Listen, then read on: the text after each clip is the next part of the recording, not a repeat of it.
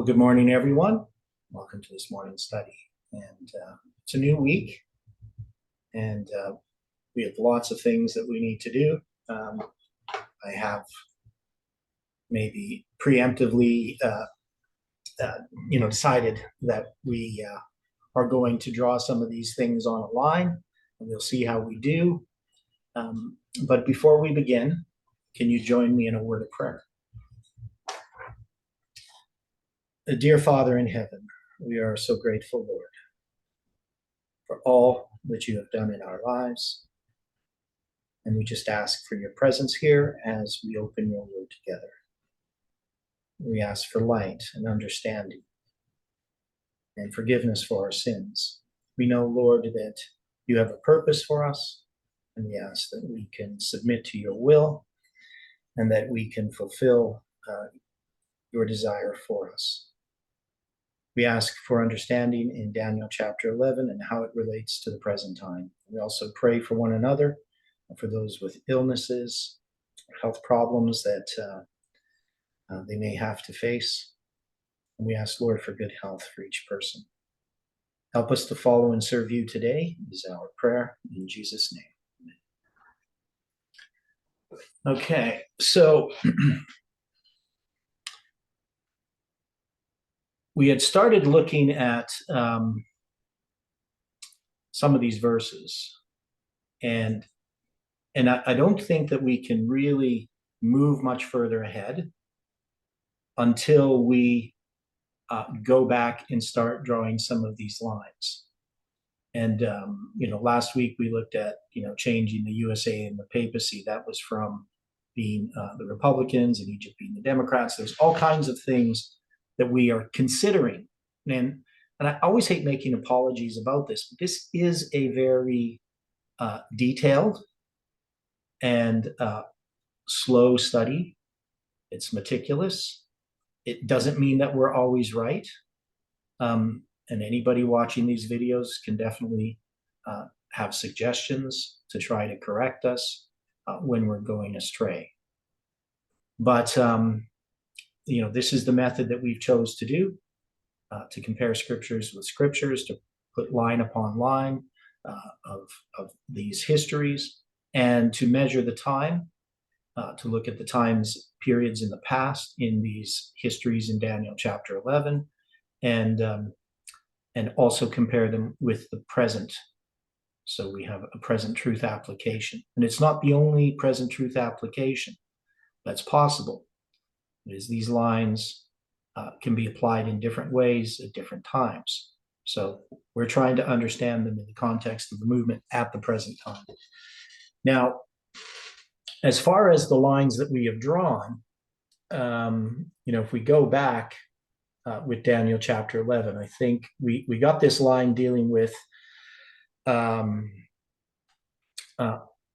four winds being this period of time. We just took the Hebrew words, four winds of heaven, and we added them up, and they were 16,073 days.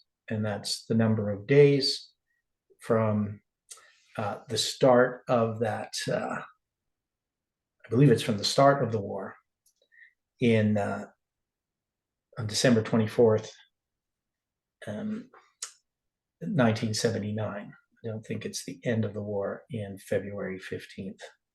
I should have put how many years it was. That would make it easier. But we drew some lines. We drew a line also dealing with the kings of Persia, and we had studied so many different things dealing with the line of Greece and so forth. Now, the line that we want to draw, we haven't really drawn out the line of Greece in detail, and I don't know if we should start there or if we should start with this other line, the line dealing with Rome. And this is the Rome, starting with Rome is going to exalt itself to establish the vision, exalt themselves to establish the vision. And So I don't know. I don't know where the best place to start is. I do kind of think I want to start with Rome in 1989. But this requires us to go over some of the things that we had studied previously. So I don't know. What do you guys think? Should we go back all the way to Greece and start drawing that line? Or should we just leave Greece for now and start with Rome? Any suggestions?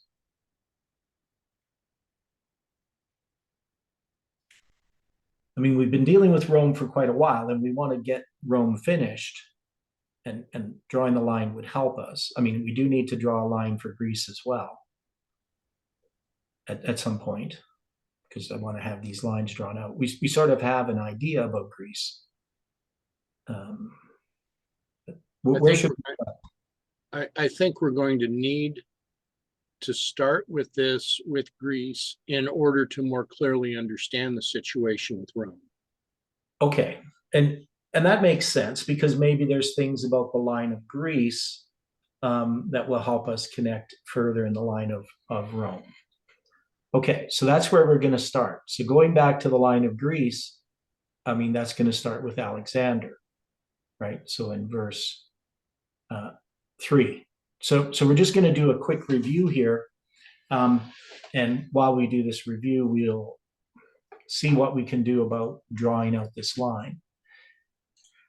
Now with Greece, of course, we did have, as I mentioned, we did have a partial line, right? So when we get to Greece, it's this line here. So this line has all those characteristics we have on the line. It has a period of darkness. It has the way marks, the first angel arriving, so that's the time of the end. It's formalization, empowerment, the second angel arriving, and so forth. And we put this in a present truth application. What we haven't done, is clearly marked out the line of Greece in its sort of actual way, right? So we just drew out the present truth line, but it might be helpful to sort of put some of these other things in a line as well. So does that make sense to start with the actual dates of this line of Greece, this battle between the king of the north and the king of the south? I think it would. Okay, so we're going to start with Alexander. So we're going to be ignoring the stuff in the red right now, and we're just going to be looking at Alexander the Great. So to do this, I need to set up a line to draw.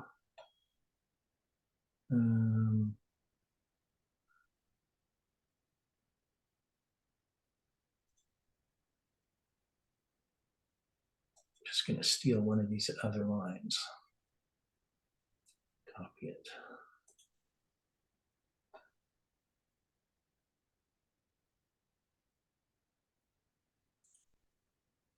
Just steal this one.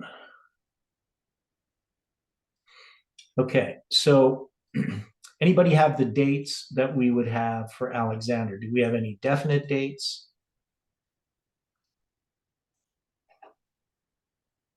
Or are we just...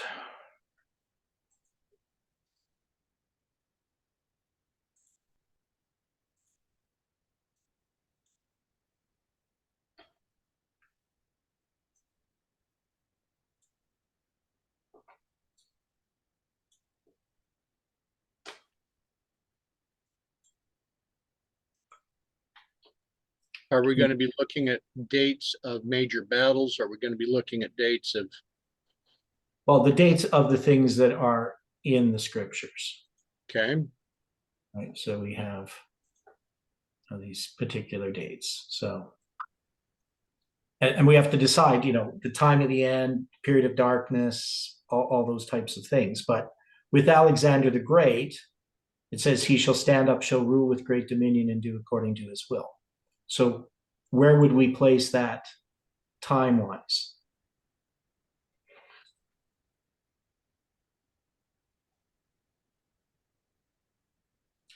how are we going to deal with, is Alexander going to be the time of the end? Is he going to be a period of darkness? Now we can see in the line that we have here in the present truth application that we're going to start it with the Soviet-Afghan War on December 24th, 1979. Right. So remember when we took that number of days, whatever it was, 16,079, or I can't remember the number, that went from December 25th, 1979 to December 24th, 1979 to December 25th. That was kind of very remarkable, that you can take the four winds of heaven and it's going to give you that number. So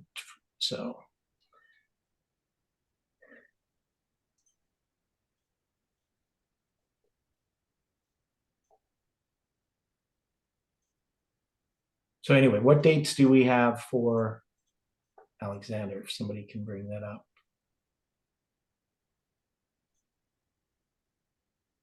Well, he assumes overall command of the armies following his father's assassination in 336 BC. Okay, so 336 BC. Do we have a date for that, or just the general year? I'm looking right now. We have a general year, and that's it. Okay. Now, so if we're going to have this parallel the USSR, so we're looking at the present truth application, this would have to be something preliminary to the time of the end. Now, I would think the time of the end would be the death of Alexander, right? Because this is going to be about the division of Alexander's kingdom. So if we're going to have this period of darkness, this is going to be, you're saying, from 336? Right. And it's 330, right, that he dies? Or 332? When does he die? Just a minute. 323. He dies 1323, 13th day of the 6th month of 323 BC. Okay, so on the chart we had 332. What is that? 332 BC. I'm looking. That would be when he defeats Medo-Persia. Oh, okay. So he defeats Medo-Persia. So we would need to put that as a battle. So do you know the battle? Gaugamela. Something Okay. like that, I think. Okay. Some online sources will get 331. Okay.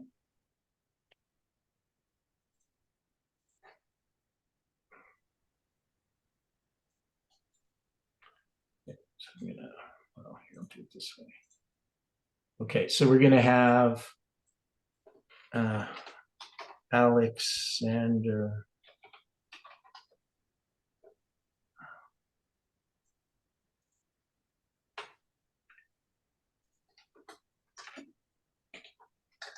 So Alexander the Great. And so this is a period from 336 BC to 323.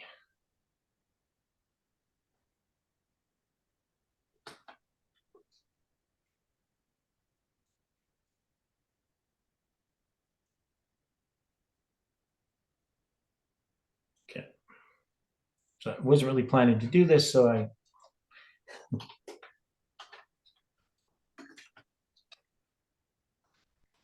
mean, right now we're just going to try to, we'll look at a lot of the different details as we go through this. Yeah, so he dies in 323. He's born the 20th or the 21st of July in 356. And he dies the 10th or 11th of June in 323.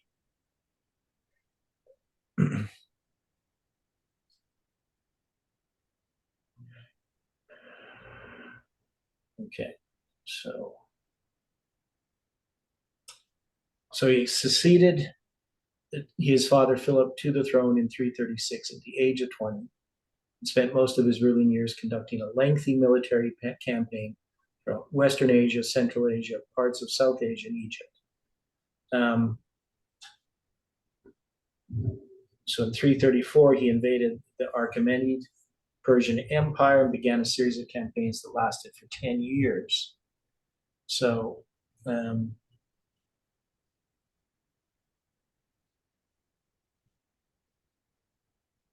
so they're going to have here, we're going to obviously, so there was the battles of, on November 5th, 333, that's the Battle of Issus, and Gaugamela is in 331, they say. Now, we have it on our chart as 332. I think we talked about this before.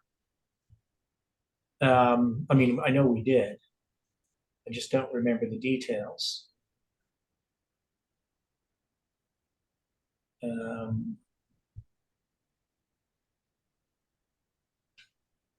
So on the chart, does it say the Battle of, or just says he defeats the Persians? What does it say on the chart? I'm not going to go there.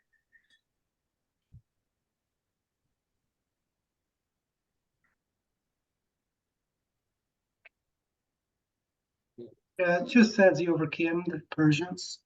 Okay. So we don't know which specific battle they're referring to.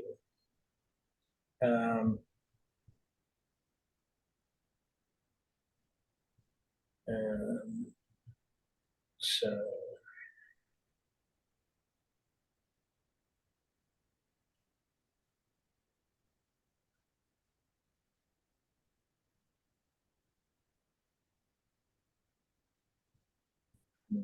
we have the Siege of Tyre in 332, which lasted from January to July, and the victory resulted in the control of the Levant. Alexander then again fought at the Siege of Gaza. Persian troop counts in Egypt were diminished due to many soldiers being removed so to support the Battle of Issus and dying there. As a result, the Persian satrap of Egypt, Mazakis, peacefully surrendered to Alexander upon his arrival. And then you're going to have, so they're going to have this battle. I'm just reading through it quickly here. So they're saying in the late spring or early summer of 331, Alexander headed from Egypt northwest through Syria toward the Tigris River. In July or August, Alexander reached Thapsacus on the Euphrates River. So he crossed the Euphrates in the summer of 331. From there, Alexander followed a northern route instead of a direct southeastern route to Babylon. While doing so, he had the Euphrates and the mountains of Armenia on his left. So after the Macedonian army had crossed the Tigris, a near total lunar eclipse occurred on the 21st of September, 331 BC. 4 days later, Alexander's army spotted members of Mazius's cavalry and captured one or two who gave information about the location of Darius' army at Gaugamela, some 8 miles away. So they do some calculations to figure out, following the calculations, the date of the Battle of Gaugamela must have been the 1st of October in 331. Okay, so this is a battle with the Achaemenid Empire that goes on beginning back all the way in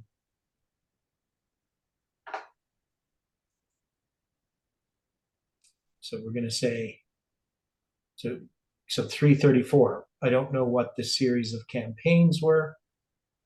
It says 336 to let me see here. Okay, so the Wars of Alexander.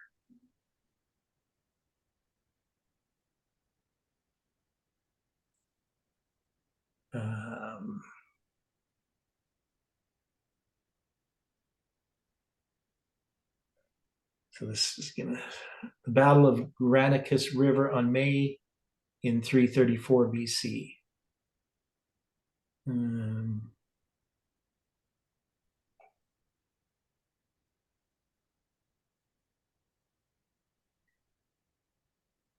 So this is a lot of stuff to sort out. Okay, so we might add some of these details later.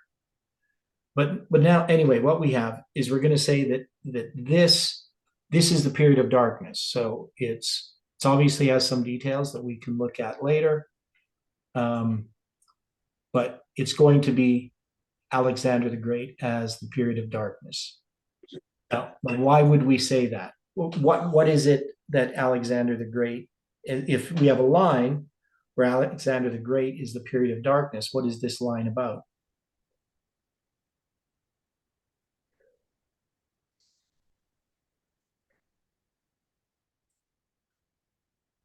Would the darkness of this with Alexander be because of his willingness to fight versus his father's use of diplomacy? Well, I don't know. The period of darkness needs to relate to the line that we're going to draw. And this line is going to be about the division of Alexander's kingdom. So we don't know exactly what happens, but it's going to be battles. First, the dividing of the kingdom into 4, and then obviously into 2, the Seleucid and the Ptolemaic empires, the north and the south. And now it's symbolizing something. So I don't know how Alexander's idea of using war instead of diplomacy would relate to what happens to the division of his kingdom as far as a line, because you're going to have a message that is in response to that. But maybe there's something there that just my mind's not connecting it yet. Because we have to think about what the division of the Greek kingdom is, because it is a civil war, and it's parallel to a civil war in our history, in our lives. Right. So, we first get the history, and then we see the present truth application. And what we have with Alexander the Great that parallels our history is the Soviet Union. So he's going to parallel the Soviet Union. Right? So is that making sense, what we're talking about here? How we're trying to approach this?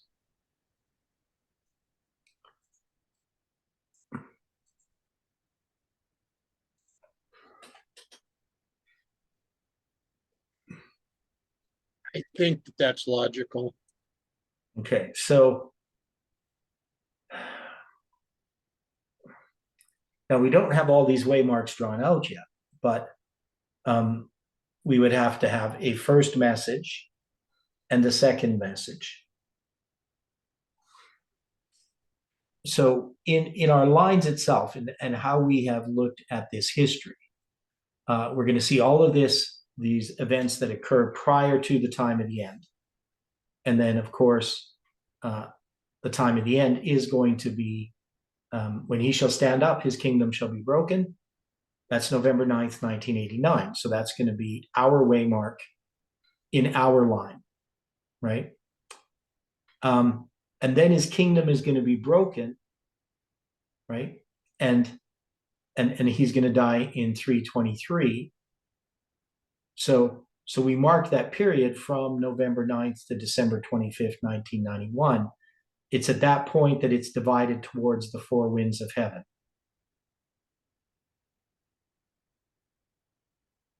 right? So in our history, it's December 25th, 1991, the end of the 777 inclusive days. Um, and then we know that these four Hellenistic empires represent globalism, right? So Greece is a globalist power. And what ends up happening is you're going to see the transition of this atheistic, um, hedonistic power, right? This is the king of the South in our lines, right? Here it's just Greece, okay? But it's going to move that characteristic that first France had, and then the Soviet Union had, is now going to move to the UN, right? So you now have the United Nations, and that's all going to be under the first message. So we would probably have in our line, the arrival of the first message is going to be November 9th, 1989. Its formalization maybe on December 25th, 2021. And then there would be its empowerment, right? So we talked about that before. We didn't draw it on a line. We'd have to decide what the empowerment is in that line. Now, in the line that we had drawn before, which had to do specifically with this period of time of the four winds of heaven. So this was 16,073 days, and that went to December 25th, 2023, not December 25th, 2021. So that's a period of 44 years. And it's an inclusive count if we go from December 24th, 1979 to December 25th, 2023, of 16,073 days. And we had this December 25th, 2023 date here. I should show you the chart again so you can look at what I'm looking at. Right. So this was the third angel arriving in our history. And this had come from the years, that word for years, 8141, from September 11th, 2001 to December 25th, 2023. And then we had the second witness, the four winds of heaven, going from the start of this Soviet-Afghan war. So if we're trying to parallel the Soviet-Afghan war with the Medo-Persian war, how do we parallel that? So the Soviet-Afghan war, that's the Soviets against Afghan, right? Afghanistan. But it is also a proxy war, right?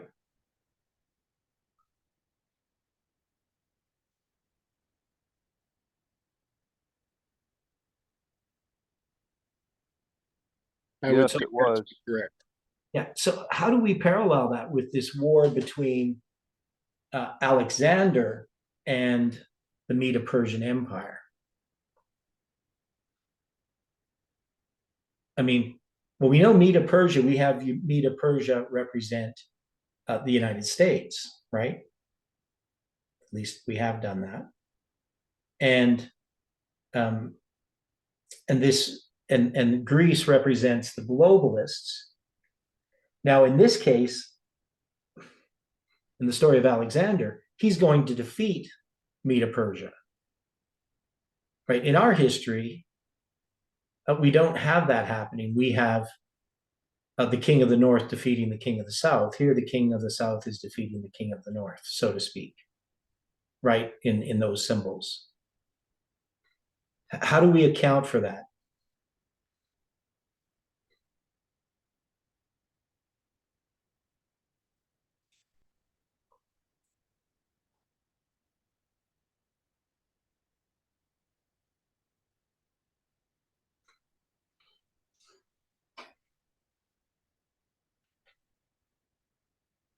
Is this some kind of mirror Is it similar to where we have 1798? You have the king of the south defeating the king of the north.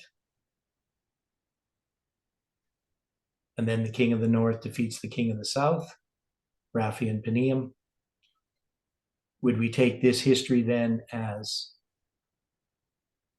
typifying a type of raffia?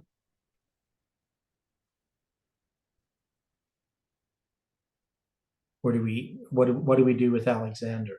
So in this line here, you can see this is a line within our line that we're drawing out. And this line here doesn't really have the historical information. It's just taking symbols from this story and showing that those symbols apply in our history, right? So that's not the line we're drawing, but we have to consider this. Now in this one, there's going to be this time of the end in 1798. And the reason why we mark it there is because of this February 15th date, when the Pope is taken captive. And it's 191 years to February 15th, 1989, when the Soviet-Afghan War ends. So that's to the day. So we took that as significant there. So there's this sort of tie to this symbol of the king of the north and the king of the south fighting against each other. And that might be key to understand this line. That is, in this line, in the historical line, we're going to have the globalists defeating Persia. In our line, the present truth line, we're going to have Persia defeating the globalists. Does that make sense?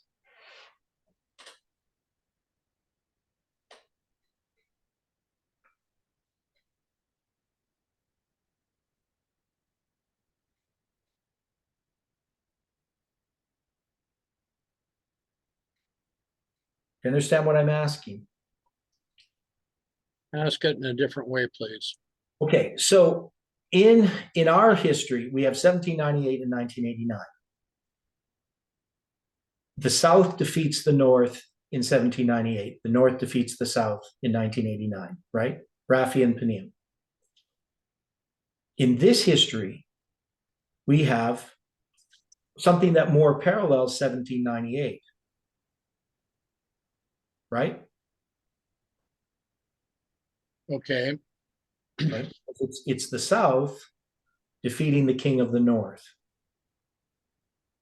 The king of the North here is the United States military power, along with the papacy. The king of the South is the Soviet Union.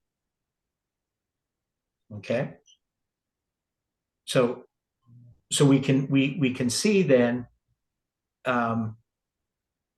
that this is a reverse of what happened in this history. That is, this is like comparing Alexander the Great to 1798, period preceding 1798. And then you have, in our history, our parallel, the present truth application, is 1989. Does that make sense to do it that way?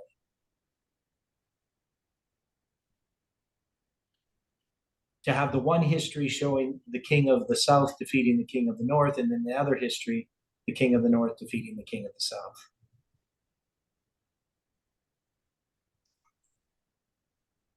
I think it has a logical implication. Yeah. Now, the reason, Mhm. the reason for my statement,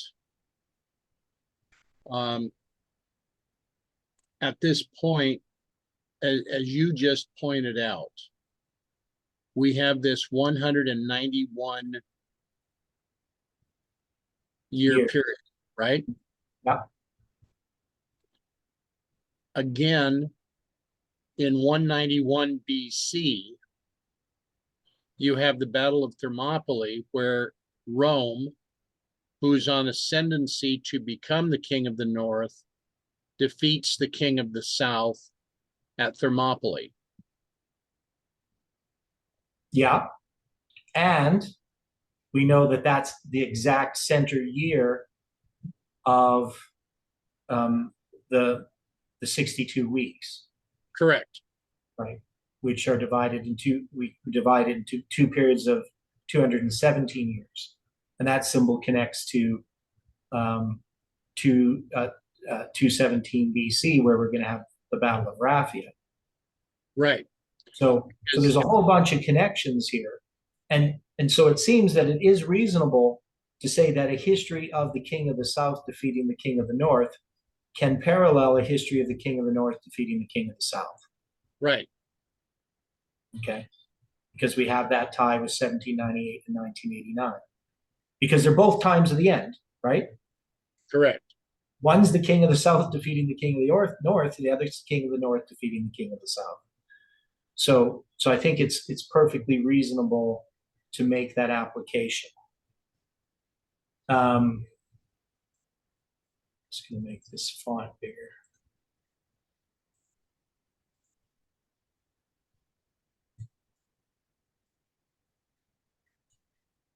Okay, so not sure how I could do this. I could put the historical application on the bottom, or I could draw them as two separate lines. I think I'm just going to draw them as two separate lines on the same page. I don't know if that makes the best sense, but there just might be a lot of information here. Okay. So this is going to be the history from what we call the Soviet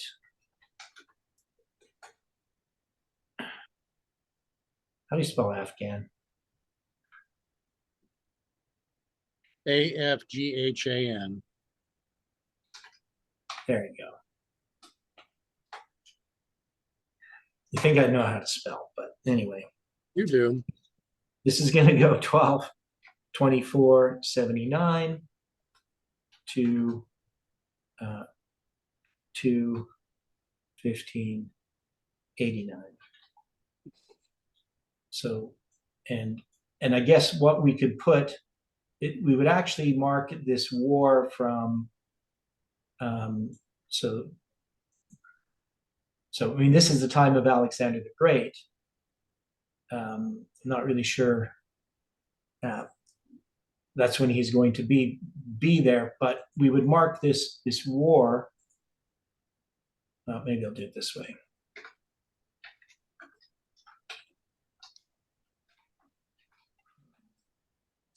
So 334 to 331 BC, which I don't want in bold. Okay. So that's going to be the parallel. We'll probably add some of those details in as we go along. But you know, and that probably could be a line in and of itself. I mean, we do have sort of a line with the Soviet-Afghan War as well. But for now, we're just trying to get this basic line. So we're going to have the death of Alexander. That's going to mark the time of the end. So obviously in our history, that's going to be November 9th. And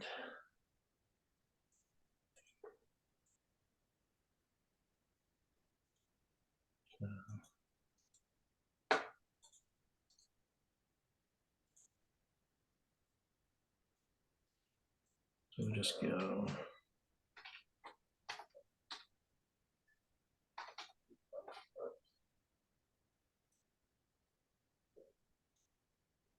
And the death of Alexander we have as, can't remember when they say he died.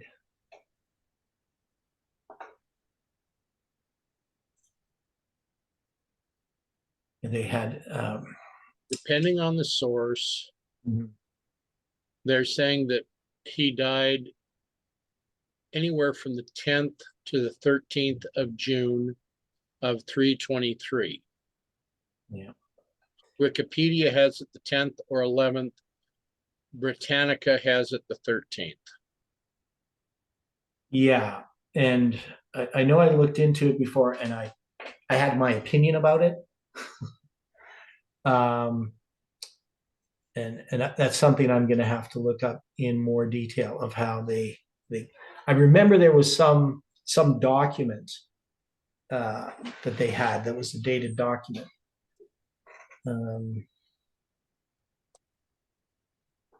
So.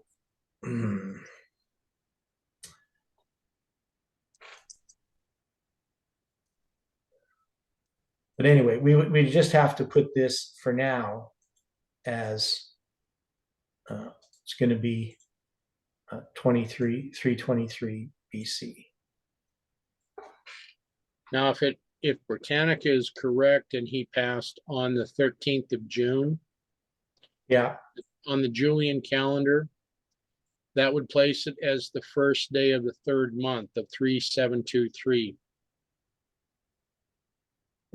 the third day of the seventh month. The first day of the third month. On the biblical calendar. Correct. Yeah, and it would just be a few days different on the Gregorian from the Julian. They're not that many days apart there. Right. Yeah, I think they'd be 1 or 2 days apart. Okay, so you got 323 BC. That's what we're going to have here for now. Now, so with the death of Alexander, just like with the fall of the Soviet Union,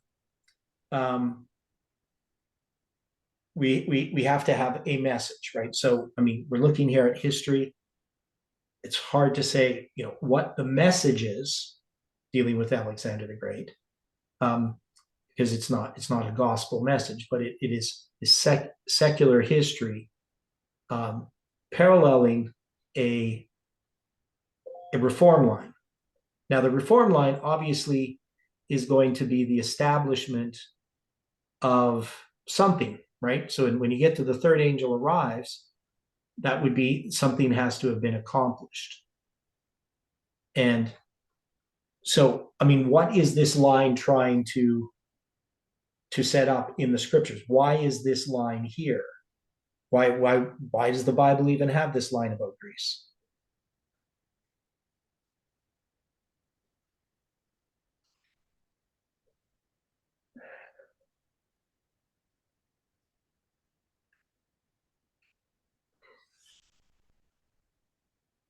One of the things we know, when Rome arises, Rome exalts itself to establish the vision. So, and that vision is what vision? Calzone. Calzone vision, right? So obviously Greece, this line of Greece, is trying to establish something in Bible prophecy regarding these powers in their interaction with God's people, right? Wouldn't Greece be helping to establish the Mare?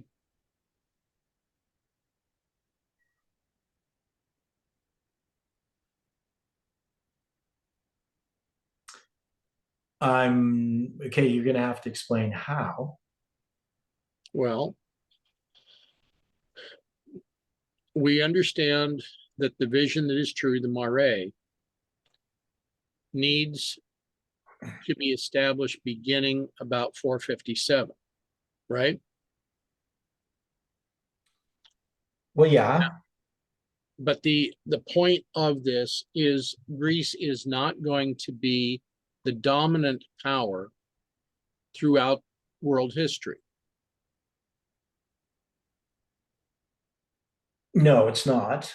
I mean, it has its influence. All these kingdoms do. Babylon, Media, Persia, Greece, and Rome all have these different aspects that Rome, or Babylon, Media, Persia, and Greece have these aspects that Rome is going to take, right? So it's going to have the characteristic of Babylon, which is its pride, its empire. It's going to have Media, Persia, the laws of the Medes and the Persians. and it's going to have the art and philosophy of Greece, right? So, So in 457, you have the laws of the Medes and the Persians, which are dominant. mhm, By the time you come with Alexander after the death of his father, you have the Greek influence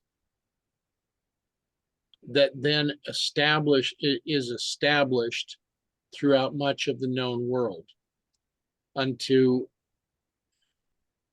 the situation that occurs at Thermopylae. Because Alexander will continue, he's going to establish himself, much as the Medes and the Persians did, over 3 geographic regions. okay. But Yeah, when each of these powers are going to do the similar types of things. We see this in Daniel chapter 8, right, right? So in Daniel chapter 8, it's going to start with Medo Persia. That's because this vision, now here, the vision that's going to be talked about here is this chazon, right? In the 3rd year of the reign of King Belshazzar, a vision, a chazon, appeared unto me, even unto me, Daniel, after that which appeared unto me at the first. So this is the 3rd year of the reign of King Belshazzar. It's going to be, I can't remember how old Ellen White says he is, 13 or something. So it's going to be, about 7 years maybe or so after the death of Nebuchadnezzar that Daniel has this vision. And my understanding of it is it's going to be trying to remember how that works.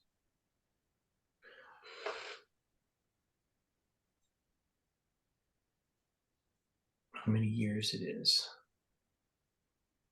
It's going to be something like 19 years or something before the fall of Babylon. I can't remember now. 21 years. I'm trying to remember. I can't remember how many years. I think it's 19, but and 21 years before the decree, if I remember correctly, but I could be wrong. Anyway, I thought it was a total of 19 years. So yeah, I thought it was a total of from 19 to the fall of Babylon, and then 21 years to Cyrus's decree, or the year that Cyrus comes to the throne. But I'd have to look it up again. I can't remember. So anyway, Belshazzar, it's in his 3rd year, so not in his 1st year. But some people think they, like, I've seen people who try to put this like way later, like shortly before Babylon falls, but it's actually quite a long time before Babylon falls. And Daniel is brought to Shushan in the palace. That is, he's brought to Medo Persia, and it's in the province of Elam, which it's only in the province of Elam in that history of Daniel. It's going to later on move to a different province.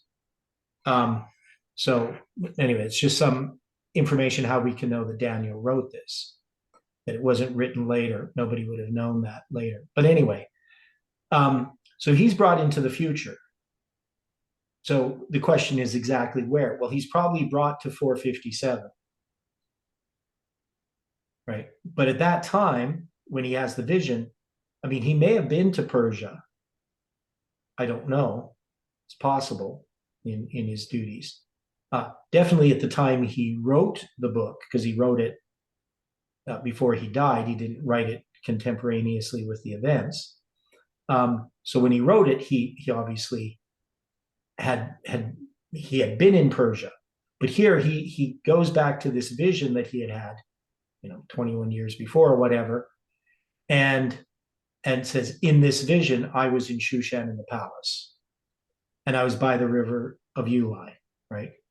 Whether he knew that when he originally had the vision, or it's something that he figured out after he had been to Persia, I don't know, because he could have been to Persia before. And then he's going to see this ram with 2 horns. And so Medo Persia, because of these two horns, it's going to be a parallel to the United States, right? So the rise of the United States. So that's one of the reasons why we can take this history and we can look at Medo Persia representing the United States and Greece representing the globalists, right? And in this case, we see that the globalists defeat the United States, right? If we're going to look at a parallel here, which and so this would be the Battle of Raphia that's being represented here, if we just want to put it into those terms. Now, we see the ram pushing westward, northward, and southward. So it's going to conquer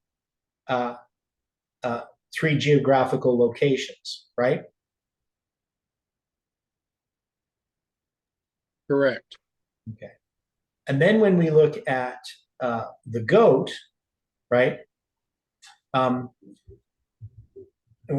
He's going to wax very great because the ram waxed great. When he was strong, the great horn was broken, for it came up 4 notable ones toward the 4 winds of heaven. So this, of course, is Greece, the notable horn being Alexander. And they're going to wax exceeding great toward the south, toward the east, and toward the pleasant land. Right? And of course, the pleasant land is Tsibi, the glorious land, right? Palestine, Judea. All right. Okay, so it also has 3 geographical locations that it conquers. And so now it says that this happens, well, after the breaking of the notable horn. But when we look at Alexander, I mean, he conquers this kingdom earlier, right? Conquers these kingdoms. So how do we address that?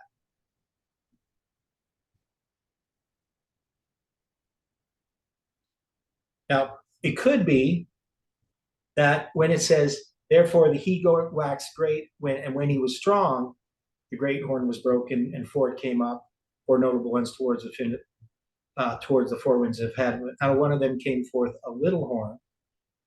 So this is going to be the papacy, right? Or Rome, I guess. So this is Rome actually going towards the south, the east, and the pleasant land. Is that correct? I think that's right. So it doesn't actually show Greece. It doesn't show Greece conquering the 3 geographical locations here. But Greece did. But Greece did. Okay. Because Medo Persia did, so Greece did. Okay. I Okay. think the establishment of this point is going to be very important for our lines, because Babylon had to do it, Media Persia did it, Greece did it, and then we look at the same pattern being followed by Rome. Yeah, the little horn. Okay. So we have, but it just doesn't say here that Greece did it. But it does conquer Medo Persia. Correct. So if the ram had done the 3 geographic areas and had been considered great, and then the he-goat waxed very great, does it not make sense that they would have outdone in the same pattern exactly what the ram had done? Yeah, so they conquer all of those geographical locations that were inhabited by Persia. Right. Okay. And then we have the little horn, which is going to be Rome in its 2 phases. Correct. Pagan and papal. Okay. And then it's also going to wax great, even to the host of the heaven, and cast down some of the hosts of the stars to the ground and stamp upon them. Now this, where the new view of the daily is, they're going to take this as, they're going to cast down Christ's heavenly ministry to the earth, right? But when it talks about waxing great even to the host of heaven, and it cast down some of the host of the stars to the ground, what would that primarily be referring to?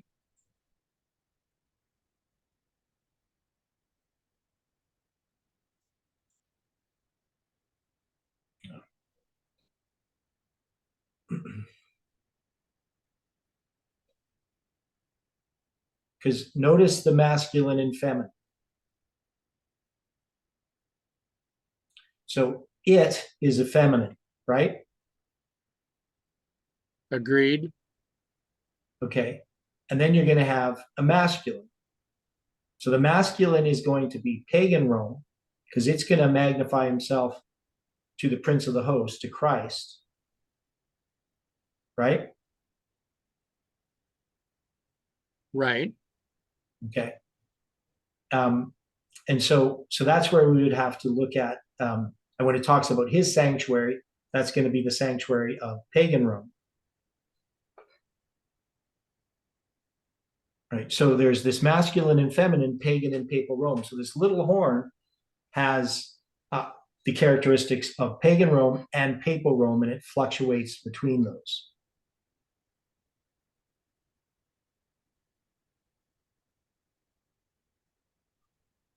Now, papal Rome is a counterfeit of the heavenly sanctuary. Pagan Rome is a counterfeit of the earthly. The problem with the new view of the daily is it tries to say that the daily that is taken away is Christ's ministry.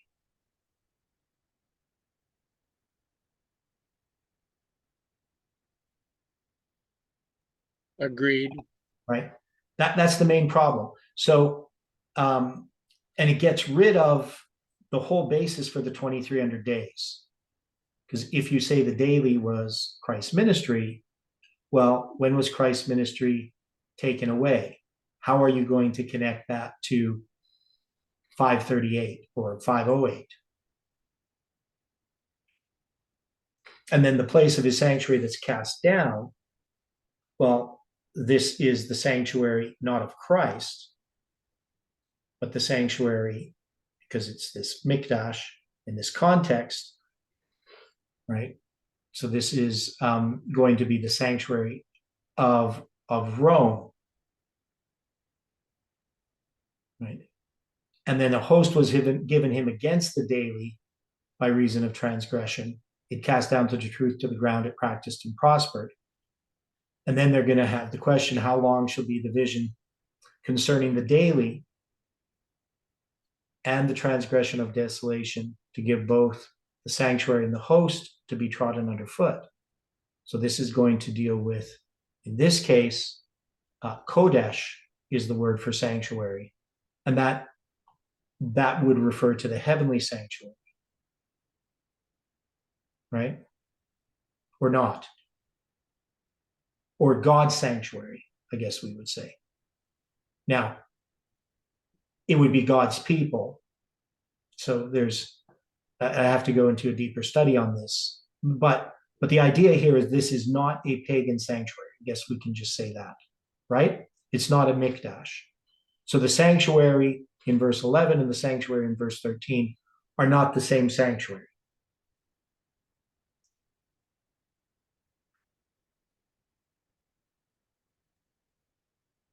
Now we know the host is going to refer to God's people. So this is going to be the daily transgression is paganism, the transgression of desolation is papalism, right? These two desolating powers.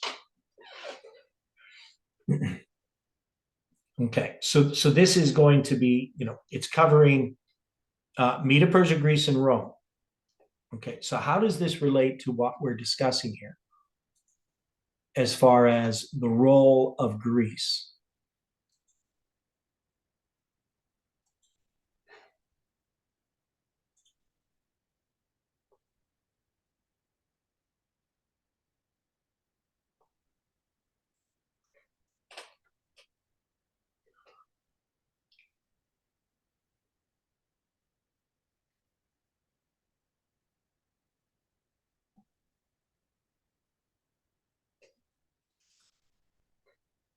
Would you repeat that, please?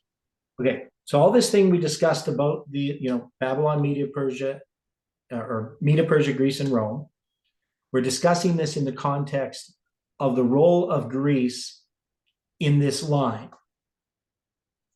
So we know that Rome exalts itself to establish the vision, but what does Greece do? Another point, going back to my studies I did in 2014 on Proto-Daniel, that is Leviticus 26, there is a parallel between the 4 7 times and the 4 lines of vision in Daniel's prophecy. You're going to have the pride of your power. That's going to parallel what happens with the image that Nebuchadnezzar has in his dream and the image on the plains of Dura, right? I should break the pride of your power. And also what happens to Nebuchadnezzar personally in his personal 7 times, right? And then you're going to have the second 7 times, wild beasts will rob you of your children. Well, that's going to be the next prophecy, line of prophecy in Daniel. That's Daniel chapter 7, the wild beasts, right? So you can see the parallel there. And then you're going to have the third 7 times. The third 7 times is going to be the siege, right? That's the one where it's going to talk about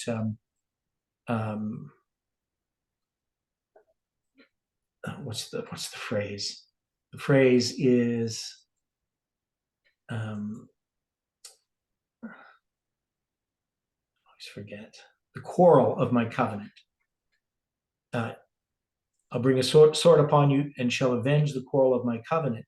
And when ye are gathered together within your cities, I will send the pestilence among you, and ye shall be delivered into the hand of the enemy. So this is the third.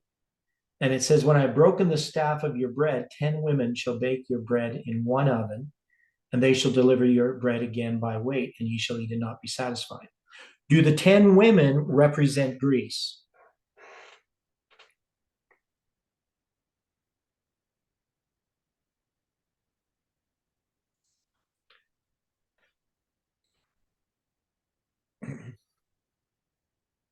How?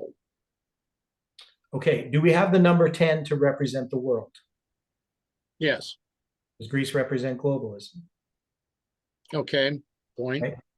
And does Greece offer, because God is going to break the staff of your bread, that is the word of God, and this is going to be then the philosophy of Greece that now takes over. This is this worldly secular philosophy. And that would line up with which prophecy? Would that be Daniel chapter 8? Would that line up with what we see happening in that vision with Greece conquering Medo-Persia? And that's going to be because you have Babylon, Medo-Persia, and Greece. Greece is also the third kingdom. So the third kingdom would line up with the third 7 times. And the fourth kingdom line up with the fourth 7 times.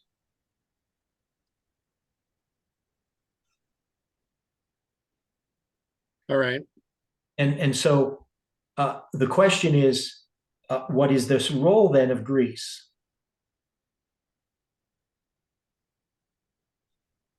Now, it doesn't exalt itself to establish the vision like Rome does. But it's the quarrel of my covenant. This has to do with understanding God's word and the counterfeit message. And you can also line this up with the 4 generations as well. But I'm not going to go into that study right now. So 4 generations of Adventism.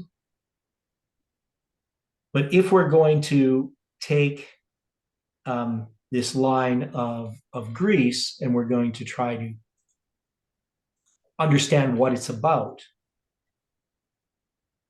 I mean, Greece, one is it's going to conquer Medo-Persia. But then we're going to have this civil war that's going on. And there would have to be something in this line that's going to parallel, the Battle of Raphia, the Battle of Panium, right? It's going to mark the end of Greece, and Rome is going to come into this history as well. So So we would have to have something in, if we look at the second angel arriving, well, this would have to be something that parallels 9/11, right? All We would, right, we would also have, I would think we would have Raphia and Panium as the second angel formalized and the second angel empowered, I would think, but I'm not, I'm just suggesting that that's normally what I would look at, is this is a line that's going to parallel our history. And here we have 1989, are we going to have 9/11 here? Or are we going to have 11/9? We might not have 9/11 here.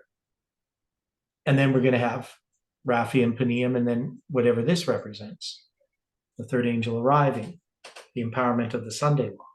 So I'm not sure how this line is going to work out in our history when we've drawn this out in our understanding of the parallel.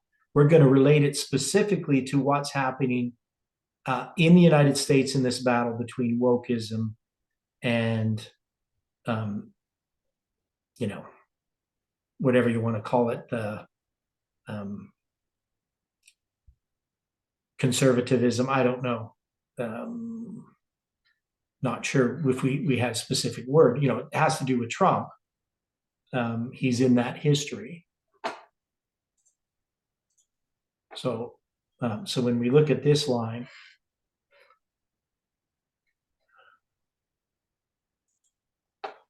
right, we go through what we have drawn, it's going to go all the way up to, the election. It's going to do the election of Trump, and then it's going to have Biden, and, all this stuff. It's going to go up to, let me see, 2021. It's going to have this whole history. We have to decide how we're going to sort this out as a separate line, whether we have Greece as one complete separate line or not. But this is going to go all the way up to,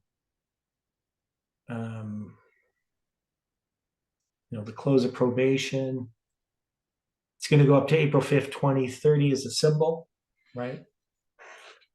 And then finally, ultimately,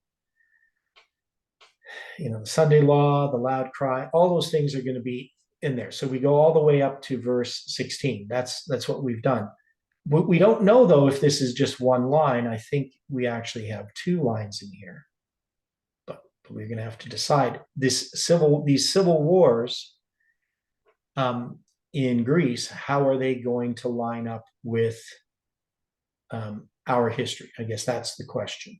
We don't know that yet, because we had worked all of this out. We don't know if it's going to work.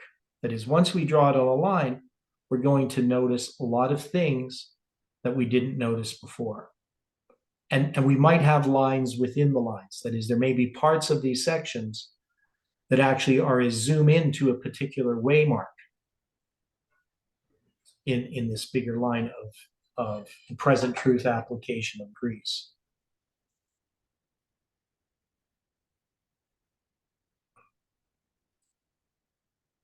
Now, when and this is really confusing looking at this, but I mean, if we're going to take Greece, and we're going to deal with this battle of Ptolemy, Cassander, Lysimachus, and Seleucus, I mean, that's going to be in that early history with the death of Alexander. That's going to be in the time of the increase of knowledge. And we would say, well, what do these former generals fighting over this have to do with this history? Now, we're saying that they represent the UN. They're not under one ruler, right? So that's the way we looked at it. We come to November 9th. We have December 25th. And then we have these four Hellenistic empires, so to speak. This is globalism. And it's going to be divided, right? So now what happened with the Soviet Union is going to be paralleled with what happens with these powers fighting over this territory. And there's Now there's two different powers, the Seleucid and the Ptolemaic, right, that eventually develop, the king of the north and the king of the south. And now the United Nations, even though it's a globalist organization, how is it connected to the US? I mean, the US is part of the United Nations, but more specifically.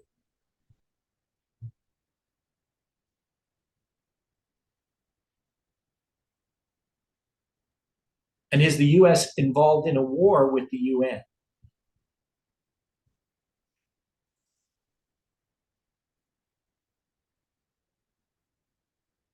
I would have to think yes. Okay. Now we know that the UN is in the US, right? In New York, correct? Not Yes. wrong. And the United States has a huge controlling power in the United Nations. We would agree with that. They have great influence, yes. And the United States has always been seeking to control the UN, and to a large degree have, even though you have all of these other nations. And I think the UN is a very strange organization in that respect. I mean, all these nations want to be part of the UN. Not every, I don't know if every nation is. I think there's some that aren't. But there's a battle going on, and the globalists want to have control of the UN, but the UN wants to have control of the United States. And the US has always resisted that. Now we have a position that there are ways in which the UN has taken over the United States. One would be the Patriot Act, right? And then we also have what happened when Trump loses this election to Biden, that this is a victory for the UN. Now, is the UN really about wokeism? I mean, we talk about wokeism. What is wokeism as far as the UN is concerned?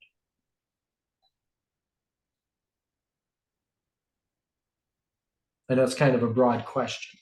Isn't it almost their religion? Okay, well, what if I said it's a tool?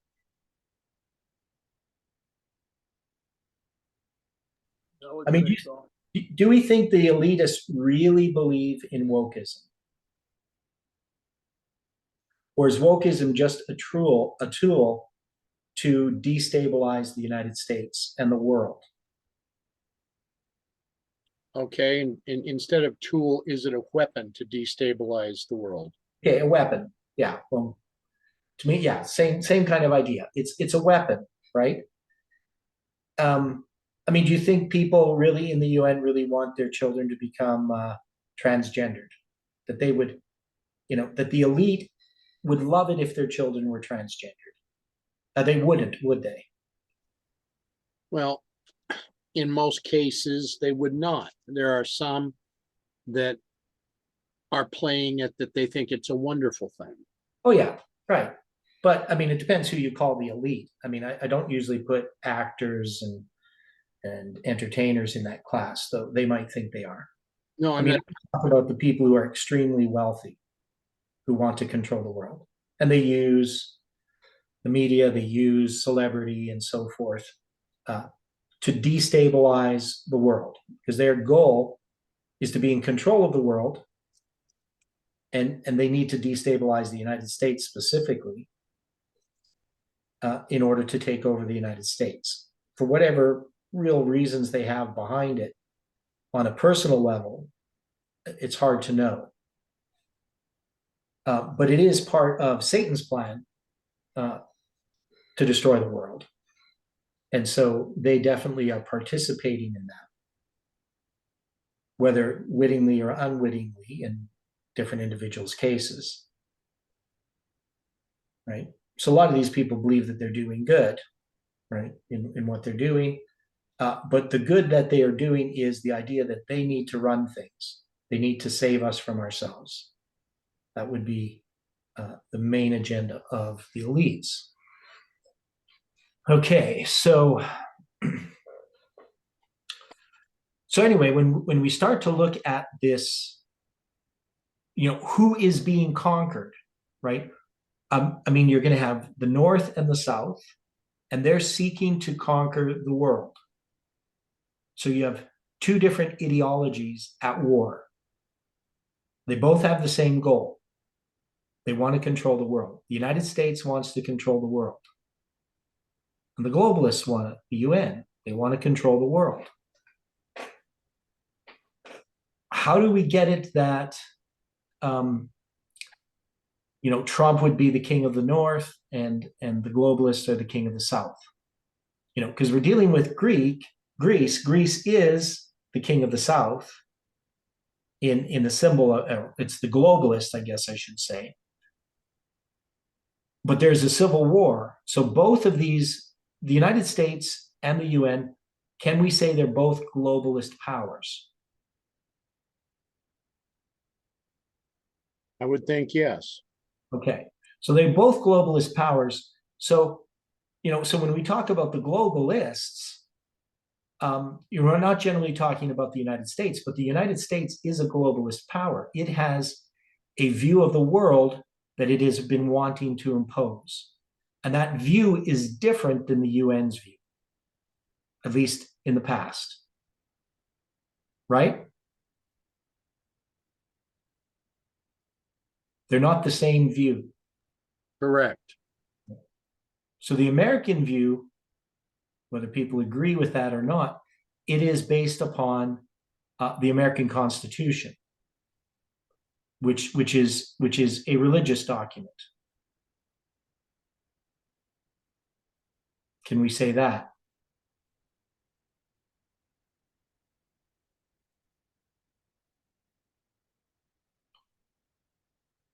And the UN, it's based on what kind of document? I mean, some people would argue for a humanist view of the United States Constitution, but I think that's extremely misguided. Right? The idea of inalienable rights that are given by God, is that humanist? No. So what is humanism? We haven't really talked about that term, but we would say the UN is humanist. They take the position that the human race has been getting better and better, when in fact it has been, of course, falling. Okay. Well, here's what one definition of humanism is: an outlook or system of thought attaching prime importance to human rather than divine or supernatural matters. Humanist beliefs stress the potential value and goodness of human beings, emphasize common human needs, and seek solely rational ways of solving human problems. Now, is the United States Constitution humanist? I wouldn't say so. No, it definitely is not humanist. Now, it stresses the rights of the individual, where humanism doesn't. Now, there's a book by Thomas Sowell called Conflicting Visions, and he deals with these two different visions of the world. One is called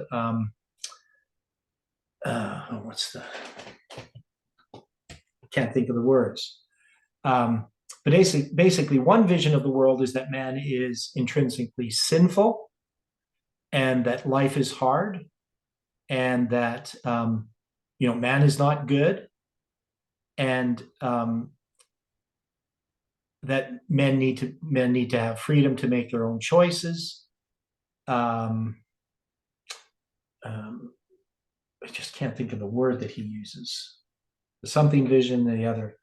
One is and the other one is, they both start with C, and then one is, I can't think of what the name is, what the word is.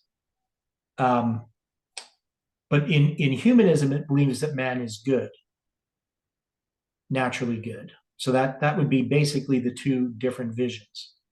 And if man is naturally good, it's going to change the way that you look at the world compared if you believe that man is naturally bad.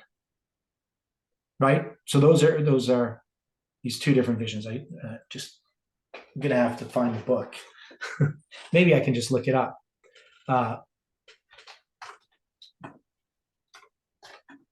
Conflict of visions.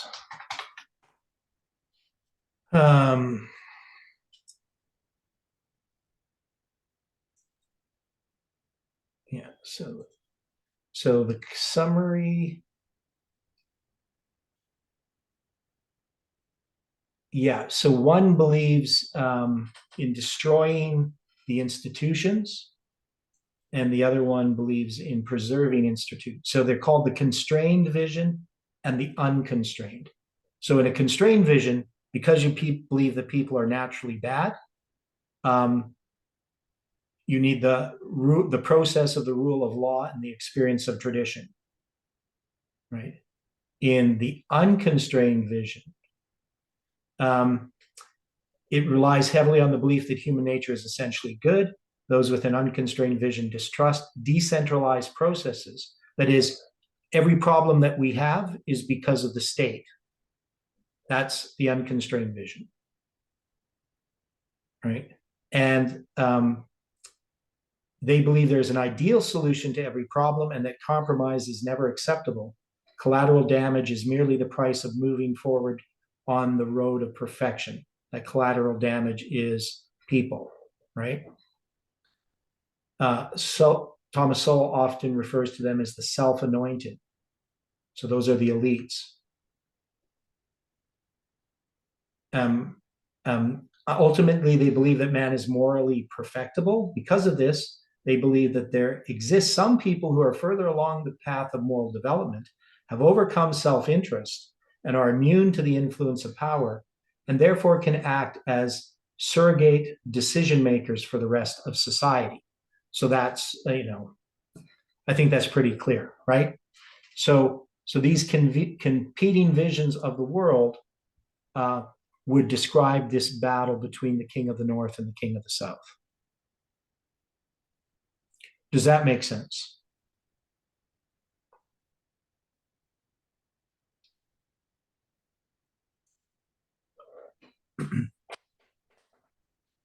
Now we would be, hopefully all of us here, we would believe that man is naturally bad. And so we would have the constrained vision. But in this battle between these two different powers, both are corrupted, right? That is, we don't see the globalists as our enemy in this battle, right? It's going to be those that are professing to believe in the constrained vision that are going to be the ones that we fear the most. Correct? All right. I mean, because if we were going to take sides, which we're not, but if we were going to take sides, well, we would side with the constrained vision, the rule of law and order and all those things.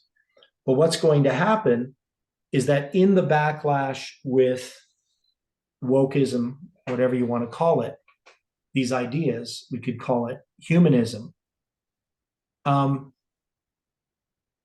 there's going to be a lot of collateral damage. And the solution to stop the craziness is going to be worse than the craziness itself.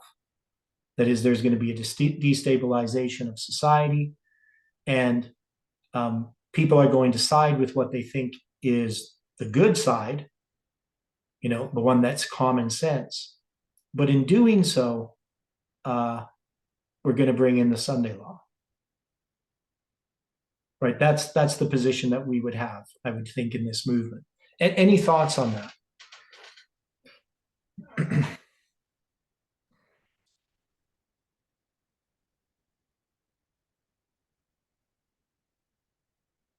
So whatever this is, whatever this line is, it's going to be this battle between the king of the north and the king of the south. And it's ultimately going to end with the Sunday law. That would be agreed. Okay. So how that's going to look when we draw it out on a line, I don't know. I don't know how that's, but we're going to have to look at the events that happen that are in those verses, and we're going to have to be able to set them up on a line, and we're going to have the parallel events on the line below that. And I think this is going to be a very helpful exercise. It's going to take us some time, right, to do, because we need to understand thoroughly this history and how it applies to our lines presently. And it may be a much more complicated line. That is, there may be many lines within these lines. That is, some of these scriptures may be describing something that we put as a waymark, but is actually a line in and of itself in our history. Okay. Any final thoughts before we close with prayer? Just an observation. Okay. With United Nations, I suppose it could be traced back to League of Nations and so forth, but there was a lot of it is sort of based on the Atlantic Charter, which Okay. occurred on the 14th of August, 1941. So that Okay. was Churchill and Roosevelt, and they met in Newfoundland. And when that was signed, it was an inclusive count. It was 1,533 days until the actual United Nations was set up. Okay, do you have that drawn on the line anywhere? Well, you can just check it on Wikipedia. You know, it's Atlantic Charter, Okay. 1941. Yeah, so that's the what date? It was on the 14th of August. Okay. Signed. You sort of say this is like one of the basis for the current Okay. of what was to be the United Nations. Okay.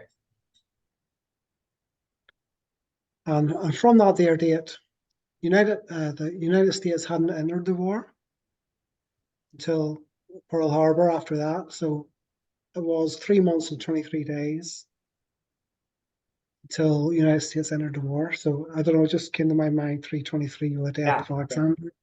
Okay, so I'm going to have to keep that in mind as we go through these studies. Okay, Mhm. so I mean, I do have the United Nations in my line somewhere. I don't remember exactly where. Okay, thanks for that. So let's close with prayer. Dear Father in heaven, thank you for the study here this morning and for the opportunity once again to study together. And we're thankful for each person. We pray that you can bless them today and help us in all that we do, all the tasks that we have to complete. And bring us together again to study your word according to thy will. We pray in Jesus' name.